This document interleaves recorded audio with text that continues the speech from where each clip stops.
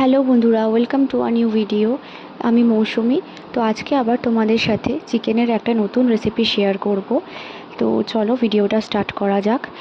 তো আজকে আমি একদম লাল স্পাইসি চিকেন বানানোর একদম সহজ রেসিপি তোমাদের সাথে শেয়ার করব। আশা করি তোমাদের নিশ্চয়ই ভালো লাগবে।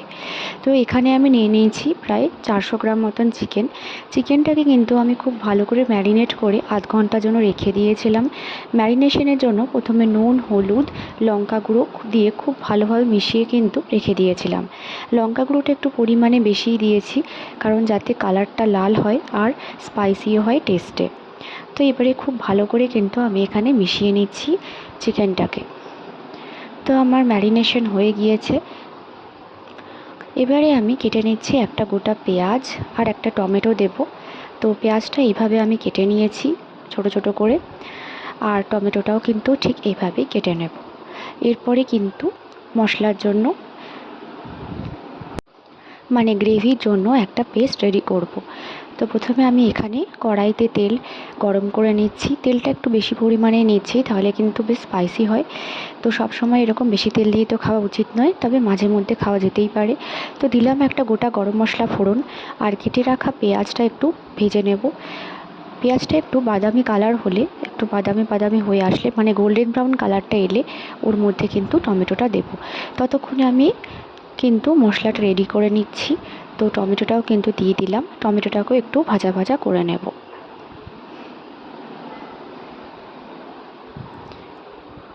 এরপরে দিয়ে দিচ্ছি অল্প পরিমাণে নুন, 1 চামচ মতন হলুদ, 1 চামচ জিরে গুঁড়ো,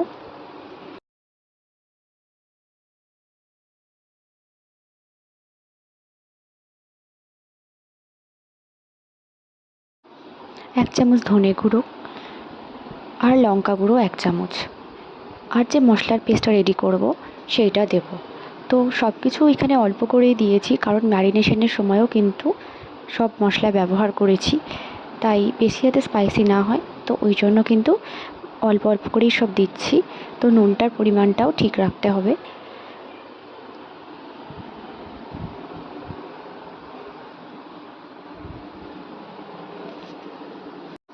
এরপরে গ্রেভির জন্য কিন্তু মশলার পেস্টটা দিয়ে দিচ্ছি। তো এর মধ্যে আদা, পেঁয়াজ, রসুন, গোলমরিচ আর 5 থেকে 6টা শুকনো লঙ্কা পেস্ট করে আমি দিয়েছি। এবারে খুব ভালো করে কিন্তু মশলাটাকে কষিয়ে নেব, যাতে কালারটা ভালো আসে, আর এটা থেকে তেল বেরোনো পর্যন্ত অপেক্ষা করব। তো এরই মাঝে আমি কেটে নিচ্ছি 2 থেকে 3টে আলু। তো আর চিকেনটাও কিন্তু দিয়ে দিলাম, কারণ তেল বেরোতে একটু শুরু করে দিয়েছিল মশলাটা থেকে।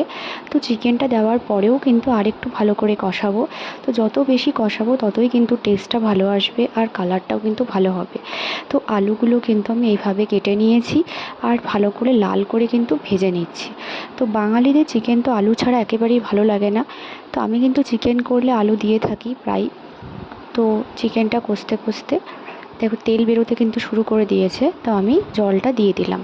জল দেওয়ার পরে খুব ভালো করে কিন্তু মিশিয়ে নেব, আর লো ফ্লেমে প্রায় 15 মিনিট থেকে 20 মিনিট মতন রান্না করব। তো রান্নাটা আমি লো ফ্লেমেই করেছি। এতে কিন্তু চিকেনটাও বেশ ভালো সেদ্ধ হয়, কালারটাও ভালো আসে।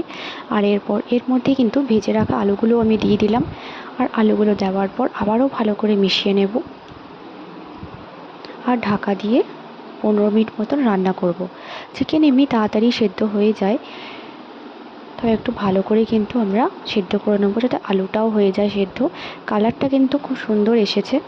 তো এইরকমভাবে কিন্তু স্পাইসি লাল চিকেন অসাধারণ লাগে রুটির সাথে, ভাতের সাথে। রবিবারে যদি এরকম স্পেশাল চিকেন হয়, তাহলে তো আর কিছুই লাগবে না। আশা করি আপনাদের চিকেনের এই সিম্পল রেসিপিটা খুব ভালো লেগেছে। যদি ভালো লেগে থাকে তাহলে অবশ্যই কিন্তু ভিডিওটিতে একটা লাইক দেবেন, আর কমেন্ট করে জানাবেন, আর চ্যানেলটিকে সাবস্ক্রাইব করে পাশে থাকবেন। দেখা হচ্ছে পরের ভিডিওতে। Till then bye and thanks for watching. সুস্থ থাকবেন, ভালো থাকবেন। দেখা হচ্ছে পরের ভিডিওতে।